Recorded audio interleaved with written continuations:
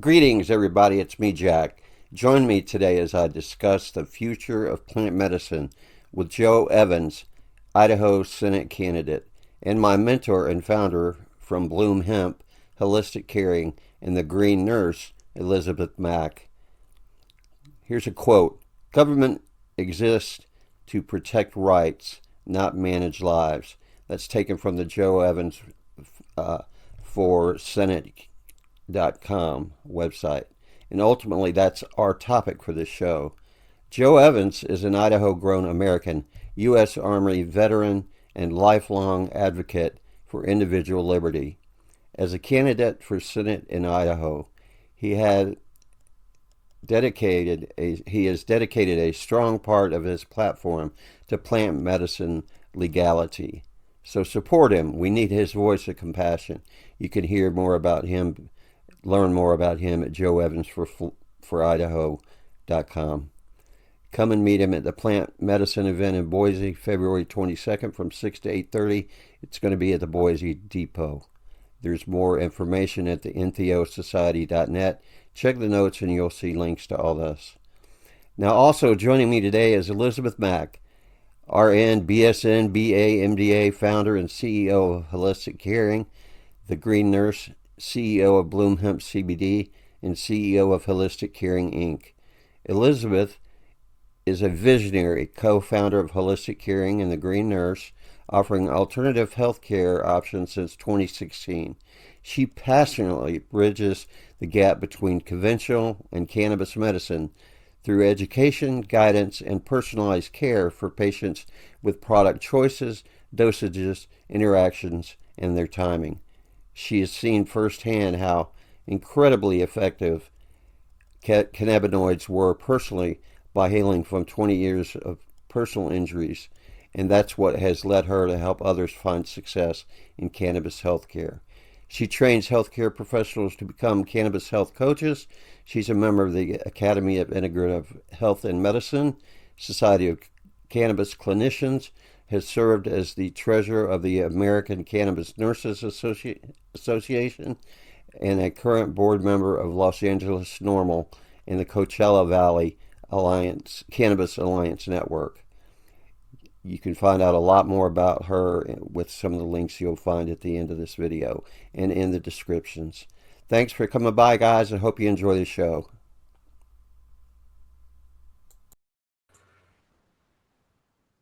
Welcome, ladies and gentlemen. It's me, Jack, with the Social Yet Distance Podcast Collective. And today we got a really special event with Elisabeth Mack from Bloom Hemp and several other properties we'll let her tell you about. And then Joe Evans, who is running for Senate in the state of Idaho. And Joe has piqued my interest because of his intrigue or his inclusion of plant medicine is an actual arm of his platform in his run for Senate in Idaho. So we're going to talk about that tonight, and I'd like to welcome you both. Thanks for coming. Joe, let's start with you. When you, for listeners who don't know who you are or anything about you, tell us a little bit about what motivated you to run for Senate, how your military and professional background kind of helps shapes the way that you think, and we'll walk into how that gets you into the talking about the plant medicine stuff. So I'm a United States Army veteran. I've done field artillery with the Ranger Regiment and then got into military intelligence about the same time that 9/11 happened. And I ended up supporting combat operations as a military intelligence professional in Afghanistan, Iraq, the Philippines. So I've been around the neighborhood a few times with regards to that and some of the things that come and go with that, including traumatic brain injury, post-traumatic stress disorder, moral injury, all of these different things that we encounter and experience in the combat zones and in relationship to other things in the way that they affect our lives, where we often end up in a spiral or other series of events, which turns into complex disorders or complex injuries, more to the point. where we don't have the opportunity to actually heal from those injuries before we're going back in and asking for more damage. Now, when I got out of the military back in 2013, I went through a period of rediscovery, trying to figure out who I was after the military and some of the things that meant with regards to changing career fields, changing lifestyles, and what a lot of my peers were still going through in the military, and the ones that had gotten out, what they were going through as well.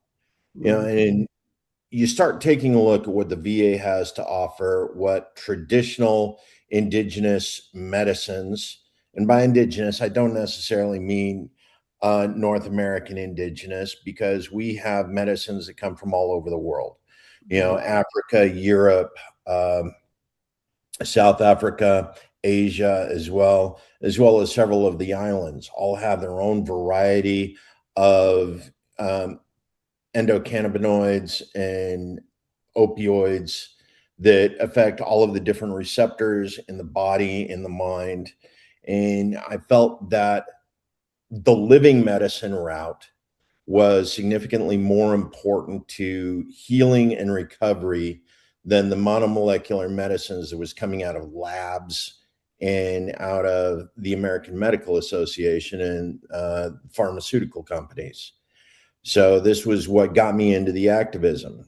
First, because cannabis is a relatively inexpensive for coping mechanisms to help people cope with injury while they're going through the healing process until they can actually access or afford better quality care.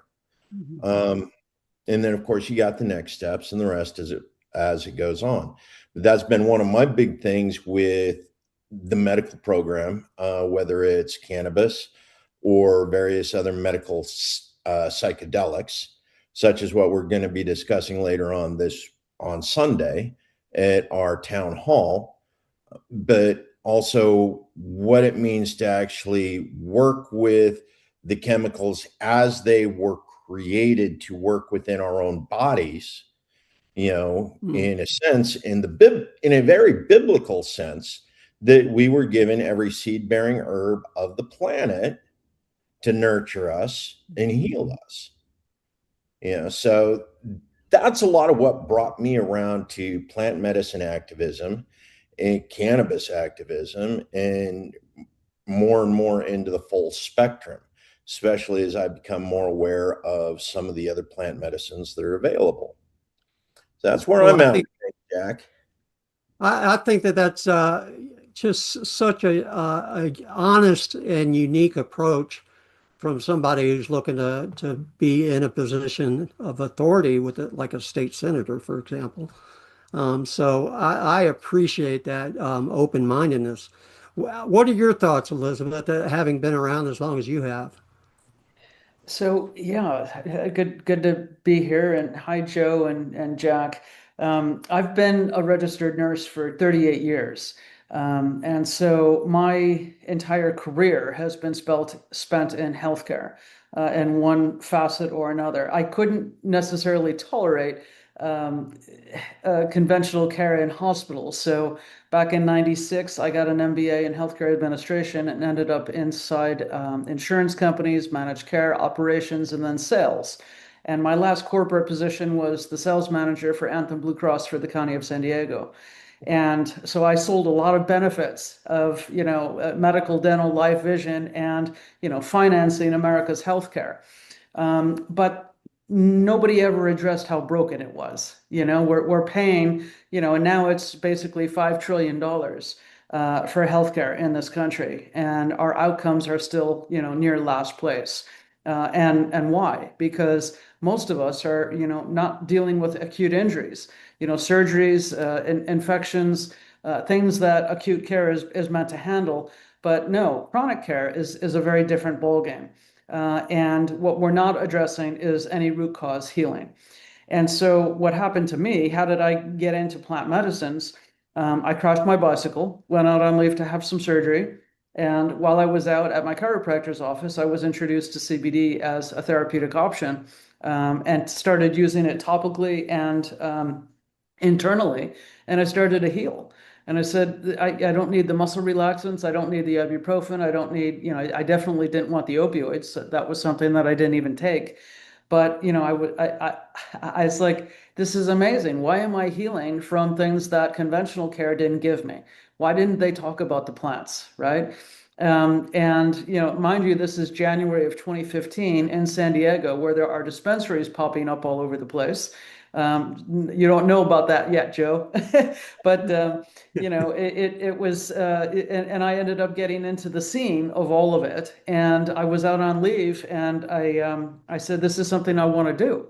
I took a bridge year to study everything that I could possibly find. Just devoured PubMed and every book in the library that I could find. And that brought me to a full understanding of the endocannabinoid system, which you mentioned earlier, that basically modulates all of our other 11 body systems to be in homeostasis or regulated. And it's our master regulatory. And because of lifestyle issue, poor diet, fast food, not moving, not exercising, not prioritizing sleep, not connecting, all of the things that upregulate this system are things that are also eroding it. And so, the thing is, when you pair cannabinoids with lifestyle medicine, you can heal. And that's what I started to do. I just found it out on my own. And then I said, okay, if I can help myself, I've got to heal others. And that's how I created Holistic Caring and the Green Nurse. Initially, that's our education and coaching company, because nobody understands plant medicine. They all want to use it, but then they go to the dispensaries and people are like, well, have at it. Just go buy whatever you want. But, if you can have a coach, you can save time and money. And that is very valuable. And, fast forward through the years, my second company is Bloom Hemp CBD.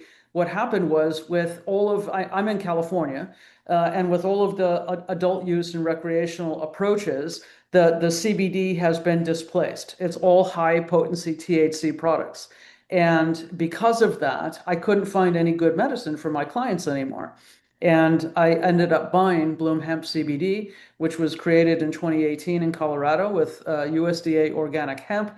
And it's still, there today. I run the business from California, but, we ship nationwide to all states and are able to help people. We run a free nurse line. We have free email care plans, and really adding the clinical aspects of what cannabinoid medicine is. So, that's, why I'm here, and hopefully I can add to the discussion of how and why this needs to be bridged into healthcare. I've lived it over the past decade on so many different ways. Yeah, thank you, Elizabeth. And I wholeheartedly agree with everything you've said. And, having that guide to walk you through how these components interact with your body it's priceless. And so I'm proud to be a part of that and have a mentor who actually knows what she's talking about. So, but when we speak about Idaho in particular, I know, Joe, that you have some thoughts about the laws and regulation, and you have pretty strong ties with advocacy in the field. Tell us a little bit about what your thoughts are about that.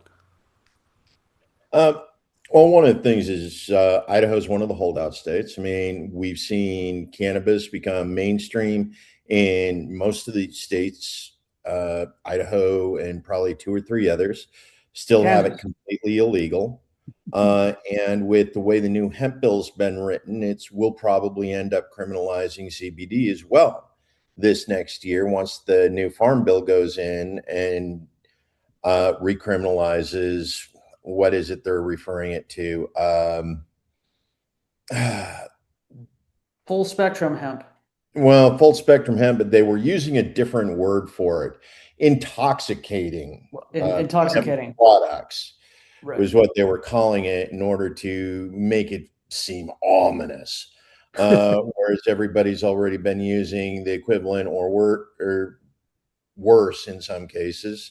in several things. You know, one of the things is Idaho's right now in the process of debating a kratom bill that allows kratom, which is most people are aware, has chemistry in it that attaches to the opioid receptors in the body and the mind. So here we are basically legalizing something that is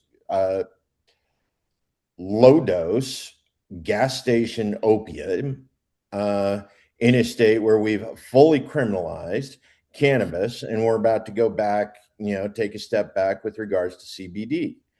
You know, so we're looking at what I would consider a certain amount of cognitive dissonance when it comes to actual medical properties of plants. You know, we look at CBD, we look at THC, we look at psilocybin, we look at MDMA and some of the other derivatives from plants that we're working with in medical across the United States. Even though it's still Schedule 1, we can't do the studies here in the US, but we're still getting NIH, MedPub, and other documents, other studies coming from out of other nations.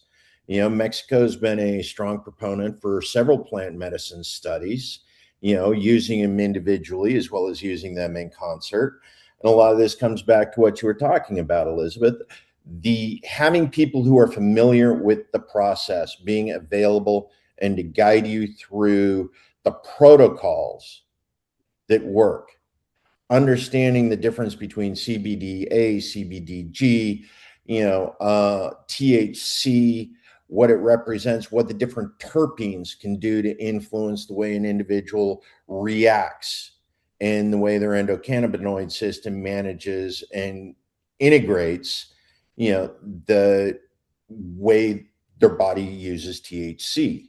And for that matter, and a lot of other things along the way.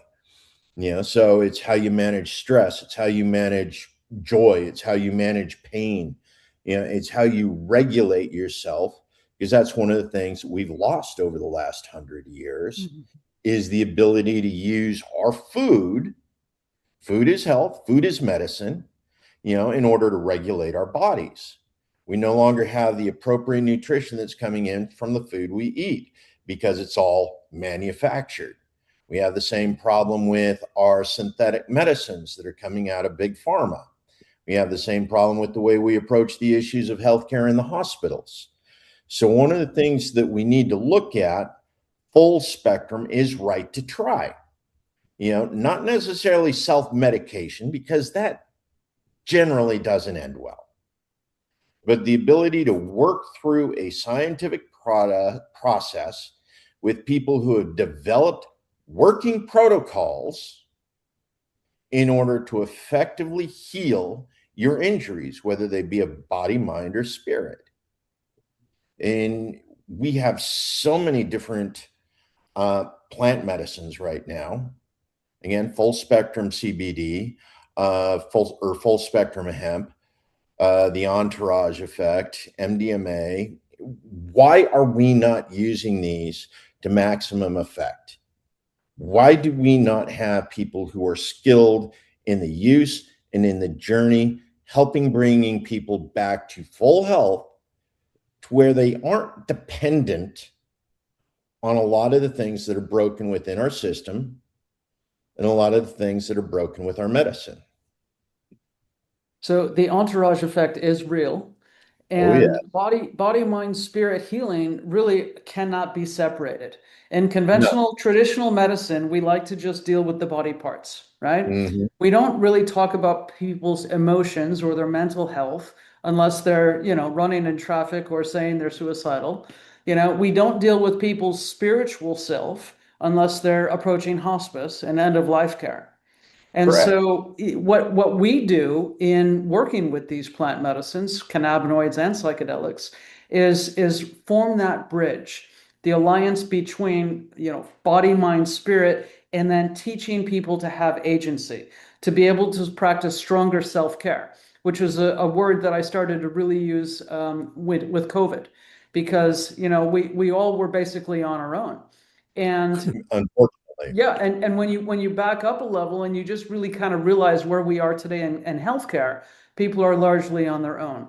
We might have insurance, we might have financing for our acute care illness, but when we look at wanting to heal root cause and to deal with our body, our mind, and our spirit as one entity, then plant medicine is by far the most efficient, effective, and cost effective. When you really parlay that, and I mentioned I have an MBA in healthcare administration. I keep proving the cost benefit analysis of these cannabinoids and how it would be so much easier, and psychedelics to that standpoint as well, to apply these therapeutic options with clinical guidance. But the problem is, again, you mentioned Mexico. When we look at cannabinoids, it's Israel, Spain, Australia, Canada, right? Those are the places where we've got the research because they're all medically legal,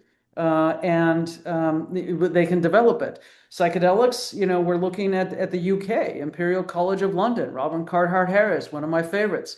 They're proving all of the pathways. Of course, Johns Hopkins is doing some research with respect to deep dives.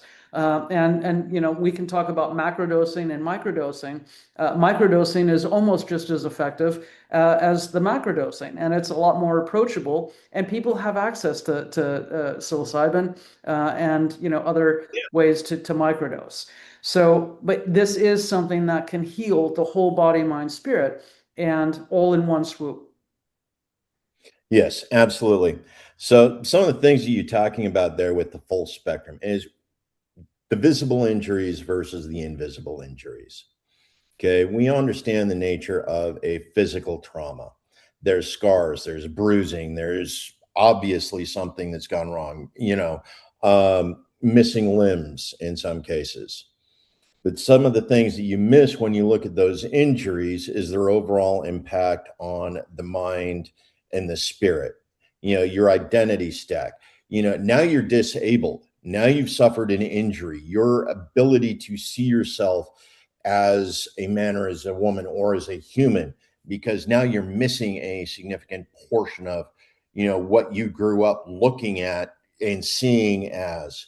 So you end up with an identity stack crush.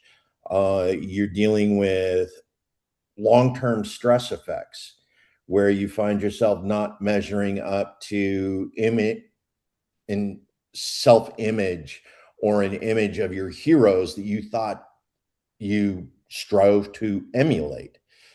So here you are looking at the combination of moral injury, of spiritual injury, of identity stack loss on top of your physical injury. And by the same token, any one of those other injuries can have long-term effects on the way your body functions. You continue to look at post-traumatic, even stress, long-term stress, and its effect on cortisol. What it represents to massive weight gain, the way your body moves, because now you're toting around an extra 100, 150 pounds that your body wasn't used to, and now you're dealing with a physical stress reaction. It's become an injury because you haven't been able to properly care for it over time. So this comes back to bringing it all full circle. And as you mentioned, the plant medicines, because they're whole medicines, they're living medicines, which our ancestors have come to adapt and learn to work with to heal our bodies, our mind, and our spirit. We're able to pull all of that together in a way that matters. But again, it's about getting the right guardrails in place so that people just aren't wandering out and self-medicating, getting rid of the stigma so people can actually talk about the use. You want to be able to talk to your physician about the other things you're doing. You want to be able to make sure that they're integrating the rest of your care into your situation. If you're taking heavy painkillers, you want your physical therapist to know it, because you don't want to accidentally hurt yourself because you're not feeling the pain as you're going through the physical therapy process. Right. So all of it keeps coming back around full circle in that you need to be able to have the guardrails, have the supervision, have professionals available that you can access for that whole health self-care. Absolutely. And there's so much of that. And when you're using plant medicines, it's hard to disclose that with your physicians and your prescribers because of stigma and because of fear of judgment, fear of, alienation, or you're going to be dropped of your treatment plan. You're going to lose access to those opioids. Because Mhm. that's what happens a lot of times. People turn up positive for THC, and now they can't get their opioids anymore, which is, arcane in rules, because anybody that actually knows the clinical science of this is that you can almost take half of the opioid dose within a couple of weeks when you're using cannabinoids properly. And for all the listeners, a good 1-to-1 CBD THC oil is what I call my workhorse. And you dose, 5 milligrams 4 times a day to start. And then you start to step that up a little bit. You go to 5 milligrams at breakfast and lunch, and 10 milligrams at dinner and bedtime. And it'll start to carry over into the day because it's got some duration in those dosing. And then what you want to do is, within a week, you can start taking, if you're taking 8 oxy a day, go down to 6, and then go down to 4, and then start breaking them in half, and then take half 4 times a day, so that you're down to 2. And that's the way to freedom. And then guess what? You lose all of the other side effects. The dizziness, the drowsiness, the dopiness, the constipation, everything that is wrong with opioids, and of course the risk of addiction. We're still losing 100,000 people in this country every year to opioids. And that is, a travesty in this day and age. We know better. And what's happening, on the clinical side, people are coming to me all the time and saying, "Hey, Elisabeth, I'm cut off. I no longer get my opioids, or benzodiazepines. My Xanax, my Ativan, my whatever, right? Or even the Ambien.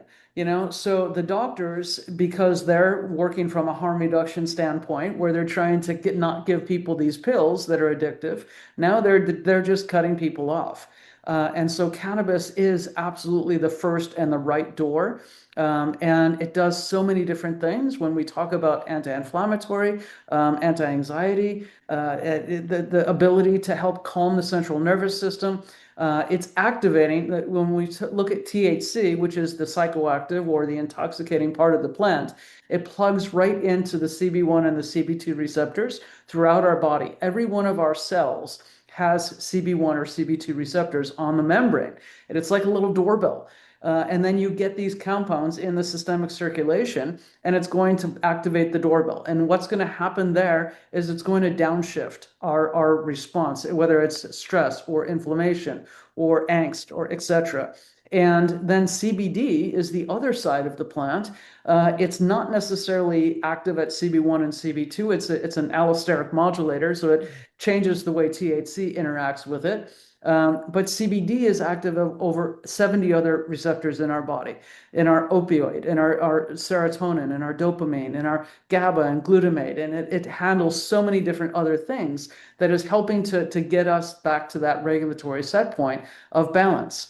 And another take home is that always start with CBD.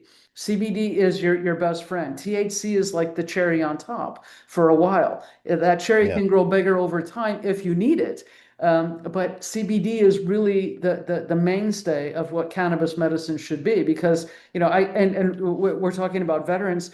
I spent my first 4 years at the VA in Chicago working in lock psychiatry. So I know veteran care, and I was dealing with, Vietnam vets mostly.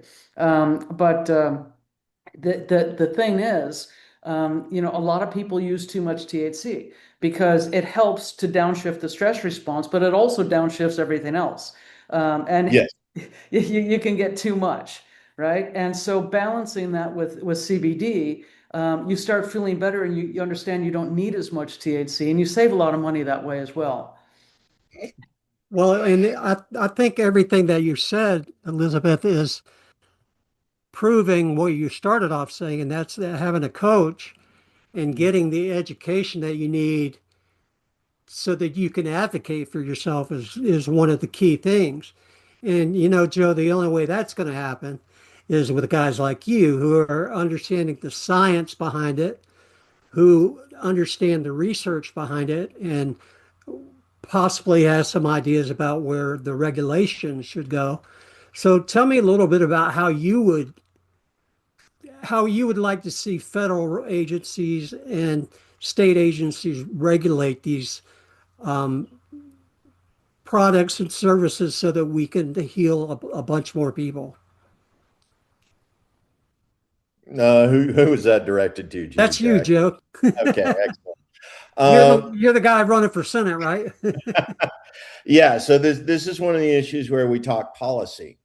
Now, one of the problems we have with certain industries is they don't make money off of people getting well. They continue to make money off of people who continue to treat the symptoms that are associated with the root cause.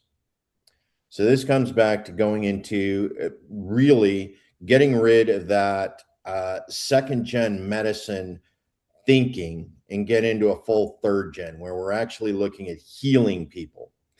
The thing is in order to do that with an awful lot of this, simply because of the variability of the human body, the human genome across, especially in the United States, considering, what we call mixed heritage, is the fact that you don't know where in your heritage your body chemistry comes from and how it's going to interact with certain plants. So we need a degree of freedom for the right to try and the ability to integrate, but at the same time, we can't have a situation that goes into do as you please. Right. We need the coaches. We need to be able to bring them in. We need to be able to have that conversation about the chemistry. What is it you plan to use? How is it you plan to use it? Being able to talk with an individual who understands the ins and outs of the medical process because they've studied the protocols associated with the different medicines. Now, cannabis, it's one of those that's actually relatively easy. You can screw up managing your cannabis program and still be able to come out the other side okay, simply because it's not nearly as toxic as some of the other plants that we use on a regular basis. Now, as Elisabeth has pointed out, you can definitely use it more effectively. You can use more appropriate doses if you're working with a coach who understands you, your body, and the nature of the medicine you're using. Where it starts getting a little bit weird is when you're looking at other issues like psilocybin. Okay? Because psilocybin can cause exacerbation of certain disorders, spiritual injury, emotional injury. If you got BPD or you're prone to schizoaffective disorders, maybe psilocybin isn't right for you. Right. But that's where a coach and somebody who's educated comes in into the picture and can hopefully smooth that out. Absolutely. You And know, that's why we need to be careful about bringing that in, taking a look at the science, taking a look at the spiritual, right, because there are people who understand the science of it. You still need somebody who understands the spiritual side of your humanity. You don't want to walk into a situation, walk out a psychopath because you've managed to kill that portion of your humanity in the process. right, So how do you create a balance where you're working with not just the medical coach, but the spiritual coach and your physical therapist for your body so that you can come out the other side whole as you intend to be, rather than a mere shadow of the person you went into the process as? So we do need to put the guardrails in place, and we do need to have programs. We don't want to overregulate it, but at the same time, we just can't have people using and abusing. We've seen that come through time and time again. MDMA, the number of therapists who have used MDMA therapy to rape their patients. We know this has happened. So how do we go about creating those barriers, those guardrails to prevent predatory behavior of our therapists and our coaches in these situations when we are at our most vulnerable? So it comes back to, I don't know that there's a good way to regulate the chemicals, regulate the plants, as much as there does need to be a nature of repercussions for the abuse of power when people mishandle these medicines with their patients. Right, right. Well, and I think that we don't want to throw the baby out with the bathwater. Absolutely not. We know what we know about cannabis, and what we know about cannabis might be more than we know about psilocybin. And I don't know a damn thing about ketamine, and don't want to know right now, because I'm learning other things. But ibogaine, for example, I remember that from the 80s when we talked about it. So there's a lot of education that I would need to be fruitful in that arena for myself or anybody else. What are your Absolutely. thoughts about that whole progression, Elizabeth, on I mean, because it feels like a pretty normal progression, but my fear is that we are going to throw out the good with the bad. And is there a need to maybe divide up the chemicals? I don't know. I don't know the answers. Well, I don't know if I would say divide up the chemicals. Basically, you need good ethics with respect to how these are regulated and administered, right? And that there should be clinical guidance no matter what, so Right. that people are able to understand. I also work in psychedelics. I'll put something in the chat. I put a couple of links in there that I'll share.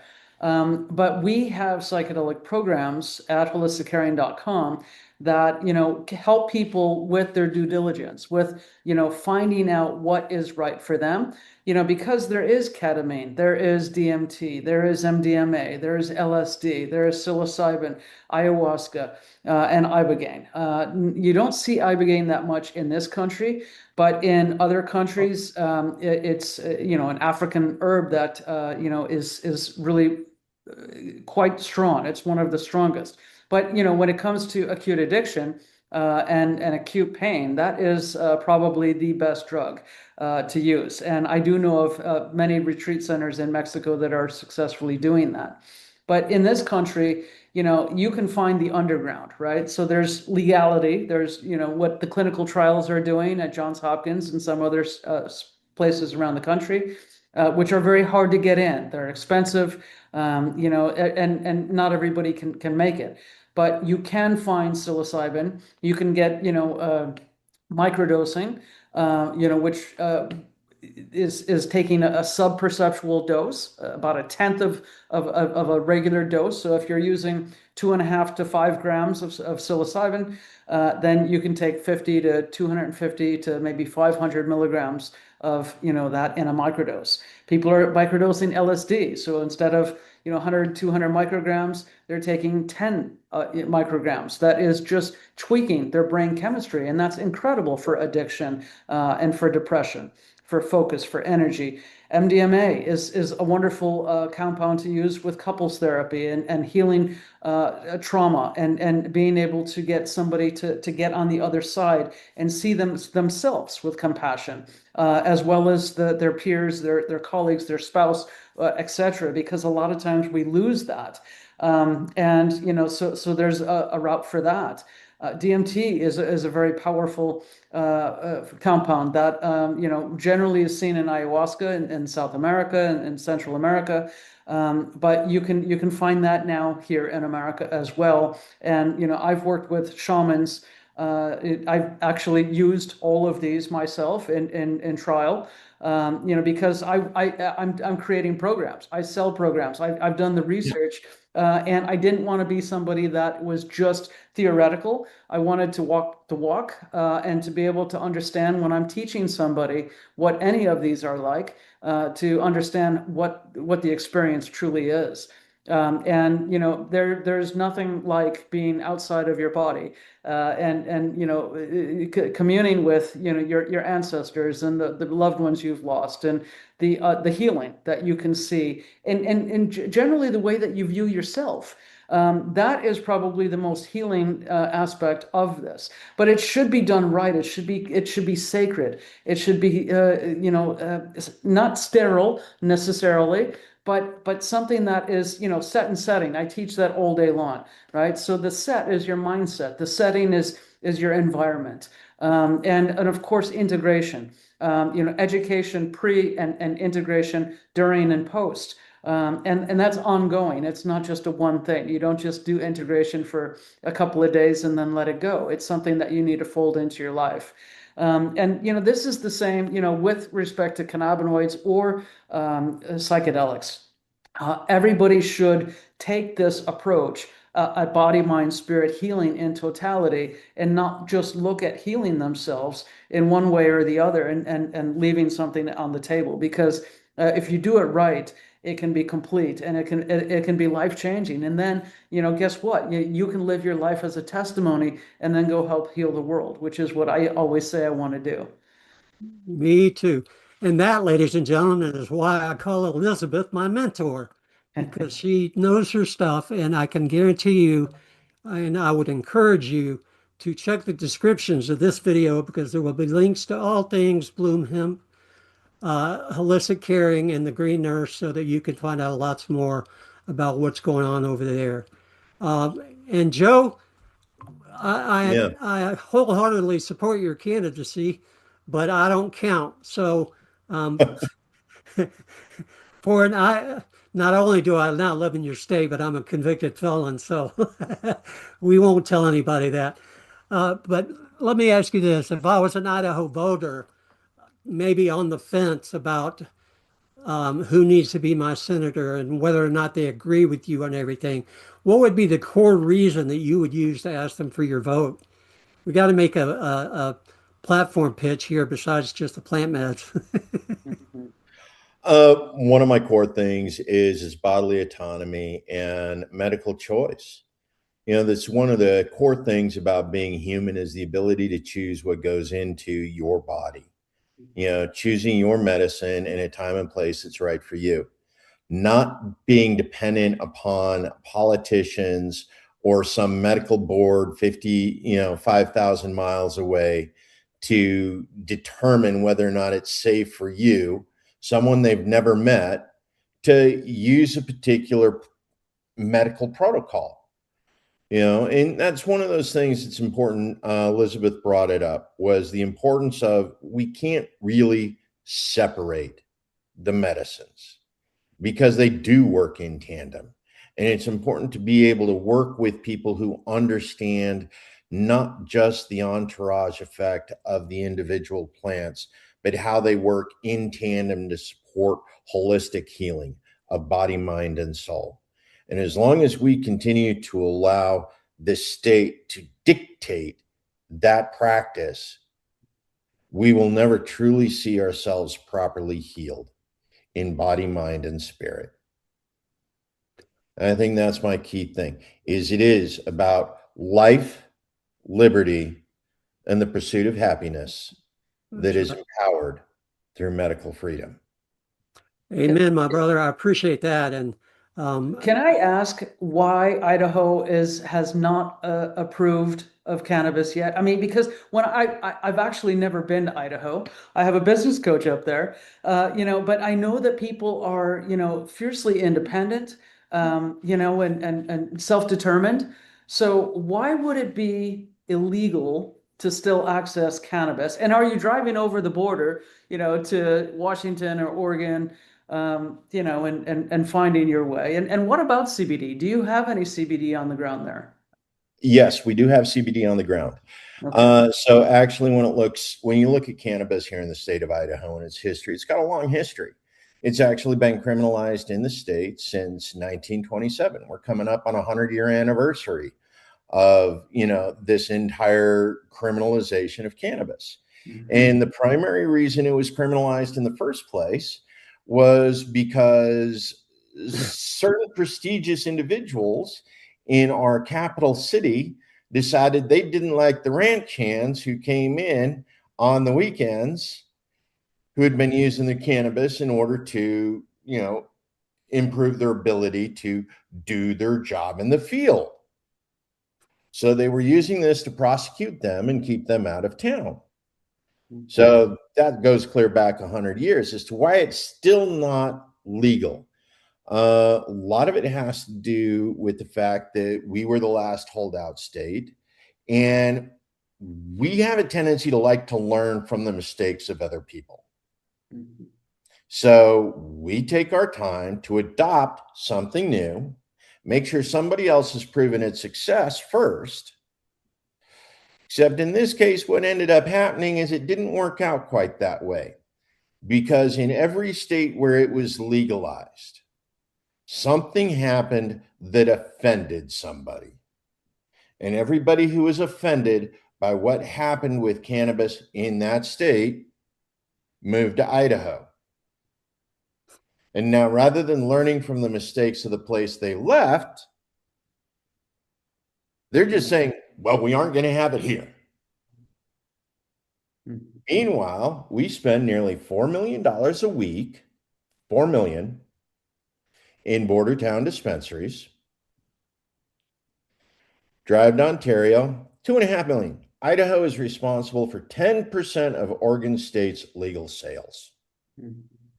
Wow. That's the kind of money we spend. Malheur County schools have improved immensely because of the amount of money that Idaho spends in Ontario, Oregon. Yeah, I got a cousin who actually was a school board member in Malheur County, and keep sending them over, cousin, because basketball program here is on point now. And that's just the last 8 years, the amount of money we spend. But total, we estimate approximately $4 million with the other towns, Spokane, Washington,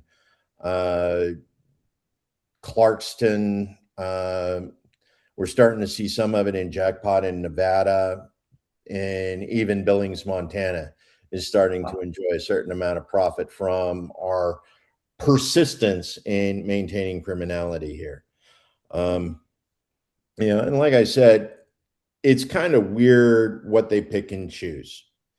Okay, because we sell kratom over the counter, in gas stations.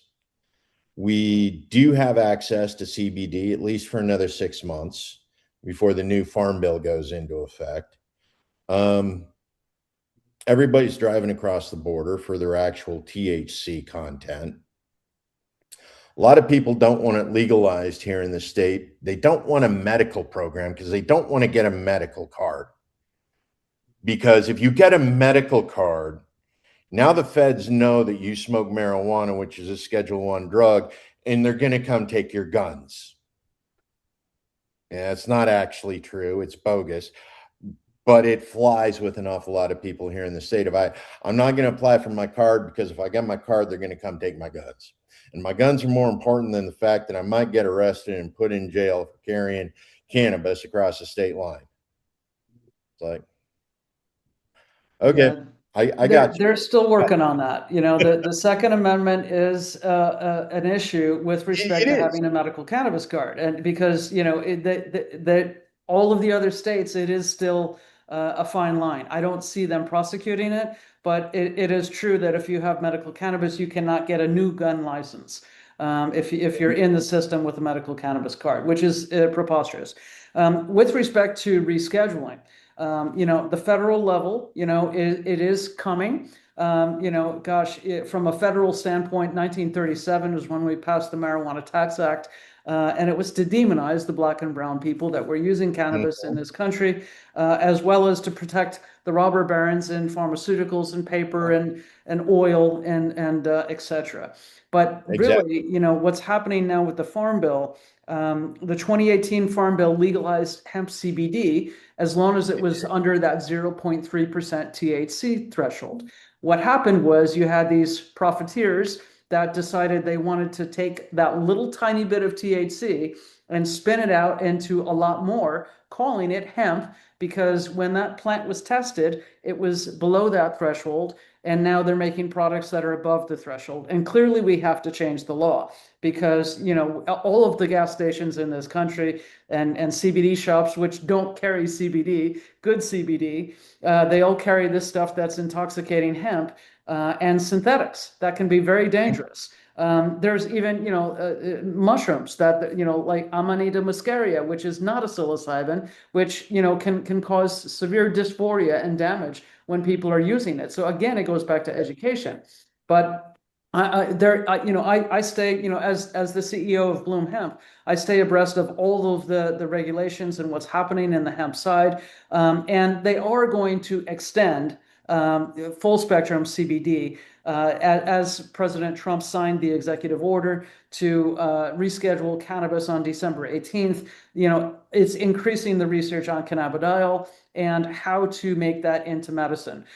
In fact, this year, we are even going to see hemp CBD covered, hopefully, by Medicare. There's a demonstration pilot project. Realm of Caring and CW Botanicals, the original Charlotte's Web, is going to be doing some research and a pilot project where Medicare beneficiaries might be able to qualify for up to $500 of reimbursed CBD per year. I'm hoping that we can apply as Bloom Hemp to get in on that, because you have to meet certain threshold criteria, but you can't just have one company that is monopolizing the entire thing. But ideally, this is going to be rectified. We're not going to outlaw CBD. That it is something that quite a few million Americans. I think the last count is 20 million Americans are using CBD every day. And I know I do. I was on like a dozen different pharmaceuticals of all different things before I found cannabis and CBD. And now I take like one Motrin and one muscle relaxant a day because I've had 3 shoulder surgeries. I'm never going to be right. But, it's a way that I can lube and tune my body in a different way. And it's, from a harm reduction standpoint, it's 100% healthier than anything conventional care gave me. So I'm glad to hear that you have CBD in Idaho. I'd love to, work with you, through Bloom Hemp and get it out into more shops because, we're probably one of the only nurse-owned brand in America that has a free nurse line and free email care plans and really taking care of people the way that it's supposed to be, as opposed to, detaching it from the guidance. We try to make it, just a one-stop shop because we're patients and it's like, I love God and I love my neighbor and I want to take care of people the way I would like to be taken care of. So, there's that. And if only Congress could do that. So when you get to be a senator, and I'm going to pray that you win, keep us in mind and let's do the right thing together.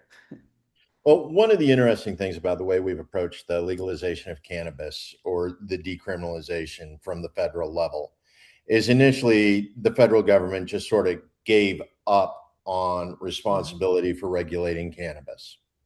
They kept it Schedule 1 and that maintained a certain level of criminality, but it gave back the power of the states to regulate cannabis.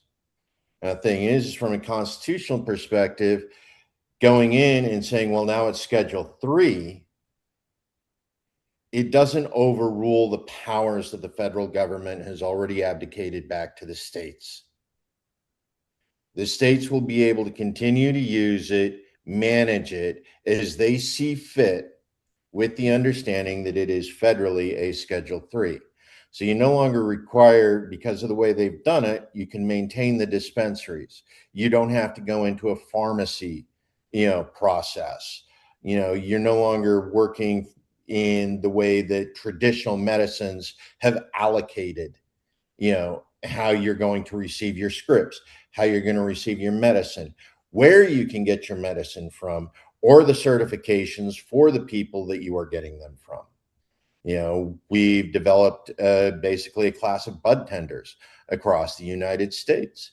These are people who are familiar with the different effects. Yeah, skill levels are different, but they've been managing medicine for people. Whereas you're looking at one of the things I want to see more than anything else is a return to the old school apothecary. Where we can actually do the integrations, look at the protocols, and manage to recreate the protocols, the recipes, if you will, for holistic health. Mm-hmm. And I think that's the way we really want to go back to, is not, pharmacore, superstores where you walk in and everything's under the sun. You want to be able to go into your neighborhood apothecary and say, I want this. Well, and so that what you're talking to is compounded medicine, right? And yeah. and really, it's not the single molecule pharmaceuticals, but once rescheduling happens, there's going to be dual policy lanes. So we're going to have the state rights that are still running the dispensaries as is right now. But when it's Schedule 3, which I'm sure it's going to be, it's just a matter of when, then 280E is going to go away. And that is a very harmful taxation, where a lot of these dispensaries, they can't write off their rent, their utilities, their staff, their marketing, any of it, because of 280E. When the federal government was busting the cocaine dealers, they said, all you get to deduct is the cost of goods. So if you paid, $100 for that, that's all you get to deduct. Everything else you lose. And so that's literally what the cannabis industry is operating under. And Schedule 3, that'll take that away in time. And also they'll get banking, which will make it a non-cash business, which is also very harmful to the consumers walking in with cash, the stores, the security companies, all of that. But what it's hard on the consumers, back to hard on the business. Yeah. Back to the medicine, though. When it's Schedule 3, what we are going to have pharmaceutical versions of cannabis. And that is going to be sold through the pharmacy, and it will be covered under your Anthem Blue Cross plan or your Medicare plan or whatever. Because a lot of times we can have access, but if you don't have affordability, you still don't have access. And right now, cannabis, is somewhere between $100 to $300 a month to really do right, depending on how much you need. And so, but with the cannabinoids being in Schedule 3, we'll be able to see different compounds. And I'm hoping that some of these pharma companies, the biotech that are going to be creating cannabinoid formulations, are going to create things like I have over at Bloom. Because, think about Trilogy is one of our best seller. It's CBD, CBG, CBN, 1,000 milligrams of each, so 3,000 milligrams, very potent, along with 500 milligrams beta-caryophyllene, which is a good CB2 agonist, immune modulator, anti-inflammatory, and then oregano and astragalus oil. So it's all CB2 agonist with cinnamon as the flavor. And that is the way that we need to be doing this. We have symptom targeted. So like our recovery is CBD and CBG together with ginger and turmeric and bioperine and pepper. Now that is a great anti-inflammatory that I'm taking twice a day. And so all of these formulations is really the art and science of medicine, which is, why I got excited to go back into medicine, and away from business, left the insurance companies to pave this as a pioneer, because this is how it needs to be done. And so it's just a matter of time before it catches on, where people are going to say it's not just about CBD or THC, but it's about how you combine them so that you have cost-effective, symptom-targeted healing that everybody can approach. Yes. Amen to that. I'm sitting here laughing, thinking about my dad, who, in his days, none of this would have been acceptable, and he definitely would not have rallied behind such a thing. But at the same time, he was wise enough that if he had the education and the knowledge behind him, he could do anything. And I feel like that this field is going through some changes and some difficulties on a regular basis. But I think about the growth that I've just been exposed to in my life and the changes, talking about ibogaine, we used to talk about Acapulco Gold like that, you know. So, it's been a long, hard ride, I guess, as they say. But you guys have been a smashing show this evening in providing information, and I will definitely provide links for everybody to get a hold of both of you and to support you both, and make myself available as well as an intermediary if necessary. So everybody check the descriptions for all the ongoing links. We appreciate you being here. And is any final words, guys? Guys, got any Elizabeth? final words? Well, sure. Anybody? I'll go first, and then Joe can wrap up. It's been a pleasure to be on the show with you, and good luck, Joe, for in your campaign. I'll be sending you love from California, and just look us up, bloomhemp.com, and let us know how we can work with you to support Idaho with what you do have access to, because we're losing time, in not healing people. So thank you and God bless. Thank you, Elizabeth. And if you're here in the Boise area, Sunday night, February 22nd, we have the town hall, Plant Medicine Town Hall here at the Depot. Come on by. We got the link. It'll be in the comments. Jack's going to hook you up with that. And remember, medical freedom starts with getting access to the full spectrum of healing herbs and medicines. You need to have the choice. And as long as we continue to vote a particular way, you will never have the choices that are most likely to be a benefit to you.